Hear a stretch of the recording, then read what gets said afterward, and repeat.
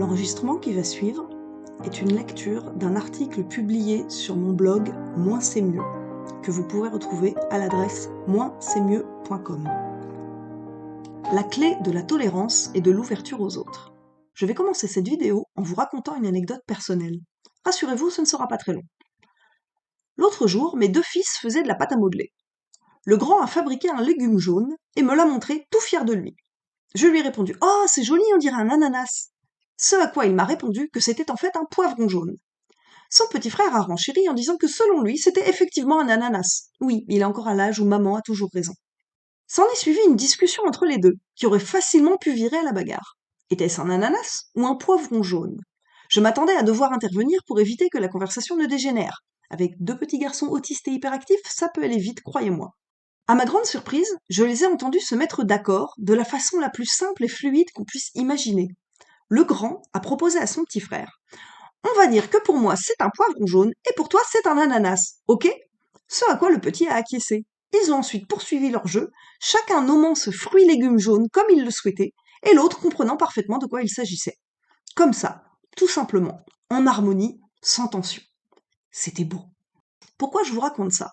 Tout simplement parce que je pense que ce jour-là, mes deux fils, 7 et 9 ans, ont fait preuve de bien plus de sagesse qu'au moins 90% de l'humanité, si c'est pas plus. Et je ne dis pas ça parce que ce sont mes fils. Si on appliquait cette ouverture d'esprit à tout ce qui nous divise, à quoi ressemblerait le monde? Religion, politique, alimentation, croyances diverses et variées. Cette recette appliquée aussi simplement du monde et en toute spontanéité par mes enfants est simplement la réponse à tout ce qui divise l'humanité aujourd'hui. Pourquoi chercher à tout prix à convaincre l'autre qu'on a raison? Pourquoi chercher à tout prix à imposer son point de vue?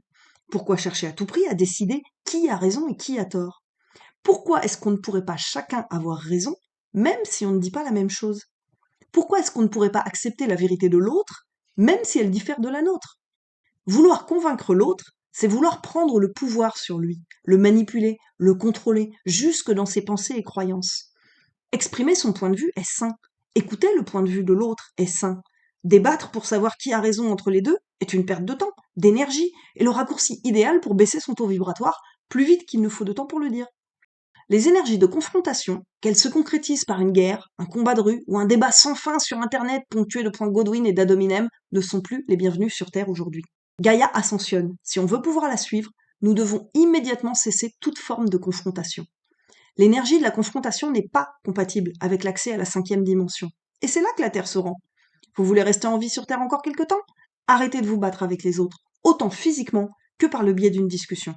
Si l'énergie que chacun utilise à essayer de convaincre les autres qu'ils ont tort était utilisée à la guérison de ses propres blessures et à son développement personnel, le monde dans lequel on vit serait déjà le paradis sur Terre auquel nous aspirons presque tous.